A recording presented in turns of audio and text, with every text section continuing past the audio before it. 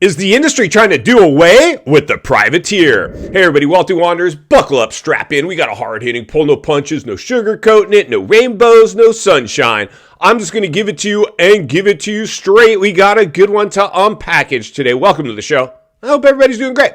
So, privateers, welcome to the swimming pool. We got a big issue. This thing is reaching deep, and here's the reality, my friends. Privateers are the backbone of this sport. Listen, entries for Supercross are usually almost 100 riders for each class. Only 40 riders even get to the night show. Only 20 riders are making it to the gate for the main event. And what do we see right now? Ducati, Triumph, new manufacturers coming in. You got KTM, Gas, and Husky, although they're questionable at the moment. But again, these are all teams that are going to employ heavy hitter factory riders. Our whole gate now is going to be factory riders. If you're sponsoring, which I did for many, many years, privateer rider or teams, you're getting to the point now. I mean, our goal is, man, let's see if we can get these guys to the main. We need you in the main events at minimum. Now it's going to be, man, we just need you guys to make the night show. That's what it's coming down to, and it's going to get gnarly because it's weeding people out. Listen, the cost to go racing doubled. Cost for bikes, equipment, all that stuff. And these privateers, they're lucky if they can maybe even just get some product-only deals. Very few of them are actually making money. Maybe some performance incentives, like if you win or podium or get a hole shot or get interviewed on TV and say, one of your sponsors, if not all your sponsors' name, maybe you were able to negotiate a little. But most of these privateers, they don't have any agent representation. They're calling sponsors and they're waiting for sponsorship season to open up and they're applying for sponsorships. A lot of them are only getting discounts. It's insane. So the reality is this, back in the day, when Moto was rad, back in the day, we only had the 4 Japanese manufacturers. What's that mean, you ask? Well, of course I'm going to tell you. It means there were plenty more spots on the gate for privateers because you only had 4 factory teams, usually employing maybe 2 riders. That's it. And then later on in the season, as we all know, some of those guys get hurt, and then you get the privateers towards the end of the season start qualifying for night shows and mains again. That's the way it works. But when you have now Ducati and Triumph coming, these guys are going to employ at least a couple, if not one, probably 2 riders to represent their brand, and that's what their sponsors are going to want, and they're going to want these guys at minimum in the main, and you're going to promise these sponsors, our guys are going to be fighting for podiums. No, they're not. No, they're not. There's only a handful of guys that are going to be hitting the podium. The rest of you are going to be battling just to make a main event. And we're just talking about the factory guys. So where does that leave the privateers? Lucky if they make night shows. Now, for me as a sponsor, I don't want to pay for night shows. I sponsored a lot of guys. That was all I could get out of those night shows. Rarely did you get one into the main. And it was huge. If you did, you were stoked. You were stoked. More for them than you, because it's not like they're out there getting lapped, but at least they're out there. More TV time if the camera happens to catch them and your logo on their bike. That's just the way it is. So, it's now the industry, because I don't want to accuse them of anything that I shouldn't, but what I smell is greed. I smell the industry getting very, very greedy, and they want all these new manufacturers. This is great. No, it's not. Because here's the thing, the privateer has always been the backbone of the sport. Then enter in Star Racing Yamaha. Star Racing Yamaha now has 4 450 riders. Are you kidding me? And the slew of 250 riders. We're running the risk of Star Racing pretty much just controlling the whole gate for a main event. I mean, these guys could potentially, as other teams start to fail, come over to us. Like Yamaha would love that. Half the gate being Yamaha's. And there's a good chance half the gate, it'll be interesting to see. I wouldn't be surprised if half the gate is Yamaha's. Now, I don't know if Yamaha's contingency program for privateers is anything for them to go buy a Yamaha. If you're going to buy a Yamaha, because they don't need to provide big contingencies, like let's say maybe a Suzuki. You'll see some privateers out there on Suzukis. The only reason is because they have a bigger payout for their contingency money through the manufacturer. But Yamaha doesn't need it. They already have Star Racing. They don't need to pay a privateer to be on the bike. Now, if you want to run the bike, it's a proven bike, and a lot of guys will run the bike because they feel like they can get a better result, which is the right thing to do. But the reality is this.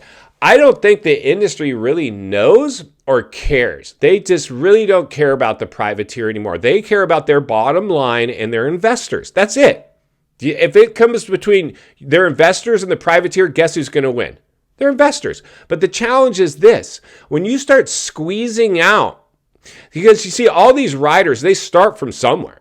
A lot of these guys, they don't just immediately get picked to go factory. A lot of them do. A lot of them get groomed through the amateurs and sign big deals. And that's kind of the progression of the sport actually now. And that's been around for a while. Nothing new. Rider scouting through the amateur levels.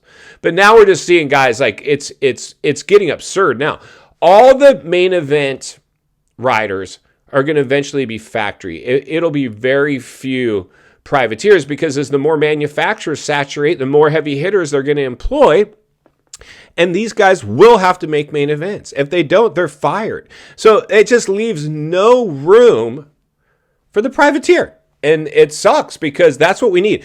I would almost prefer to see just the four major Japanese brands go back to just 4 factory riders, leave a bunch of spots open for these privateers to get in there and try to make a name for themselves. We love seeing like some standout Thai master pool come out of nowhere and handle these guys on their factory equipment. Even the Deegs back in the day, the General with Triple X, he went out, smoked the factory guys. Well, he didn't smoke him, but he won the race at the Coliseum, Ghost rode his bike and said, F you to the factories. You guys threw me to the curb. This is what's up.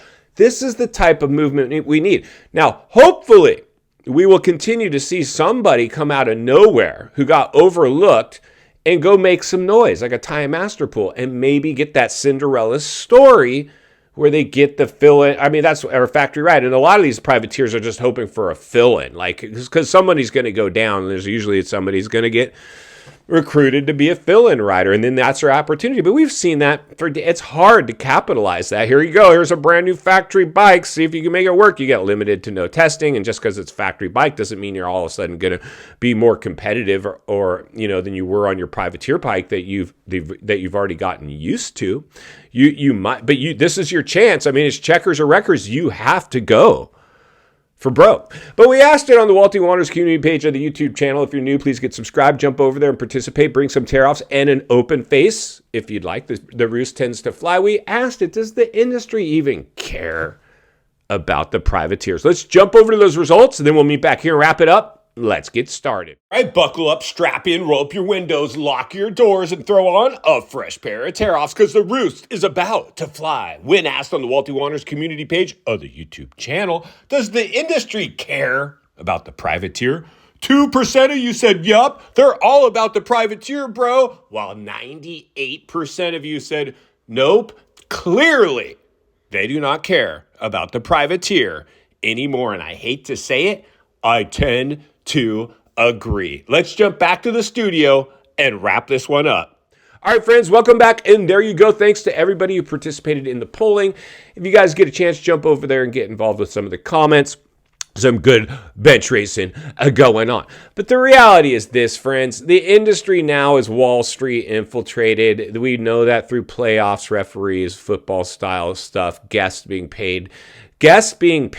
Other sports and stars coming and getting paid to come endorse Super Motocross, SMX, right, Ricky? SMX. It's funny because now every other word out of Ricky's mouth instead of Monster Energy Supercross It's SMX. We got to rebrand this. We need Ricky to say it over and over and over again until these dumb viewers get SMX drilled into their psyche and they're now brainwashed robots too. That's what they want from us, right? But the reality is this. The industry is more than happy with going all electric. They're more than happy than seeing you privateers get nowhere. They're more than happy to charge you more to even try until you get so discouraged you just hang up your boots and quit. I've seen so many privateers. I mean, that's it. You can only go so long. There's a few of these guys out there, the Stank Dogs and the Grecos, that are still out there maybe lining it up and trying to make a go of it, right? Like the Ronnie Stewarts. We've seen a lot of these feel-good privateers manage to stay out there, and they've got a, now it's just really, if you're a privateer, if you don't have a bang in social media, you maybe can solicit some and garnish some sponsorship dollars if you can, because if you can't do it on the track, get them the exposure they need, but you have the social media reach to give them, you know, some exposure. And you're a feel-good story, and people are going to come find you in the pits because you're all over social media. I mean, that's where it's at now.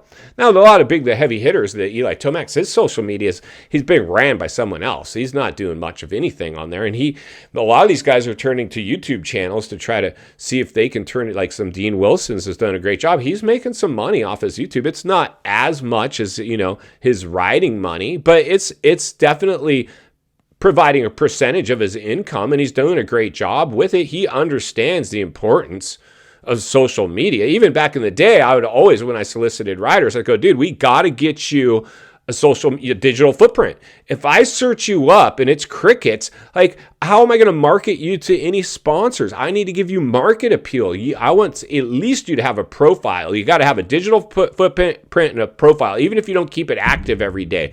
As long as I search it up, I go, oh, here's some pictures of this dude, you know, whatever. I can see he's a real dude, whatever. He's got a social media. I can message him. I can like his photos, whatever. And to, you know, give it a little bit of, you know, post something. Don't let it just be dead in the water. I've seen so many riders, they just let their social media die, just like the privateers are about to do if the industry gets their way. Final thoughts. I come to you as a friend, as a content creator, as a moto guy that wants to see you not only win on the track, off the track. Understand the waters you're swimming in now, shark-infested privateers. Welcome to the swimming pool. I don't think the industry has your best interest at heart. I mean, they would love to see you stay, but they're not going to lose any sleep if somebody steps in and makes them richer without you being part of that equation. That's just the reality of the world we live in now. You want the sport to grow, it's going to come at other people's expense. And that's why I'll be here to blow the lid off it every step of the way. Because it's not only what we need, it's in fact what we deserve. If you appreciate the content, I want to humbly ask you to give the video a like, subscribe to the channel, leave a comment below. I'd love to hear from you. Social media links in the description of this video if you'd like to contact me there, along with links to channels I've appeared on I think you might enjoy. If you enjoyed this video, you're going to love the next video, and there's an easy subscribe icon for your convenience. As always, thank you for your time. Don't go over the bars. God bless, and I'll see you on the next video.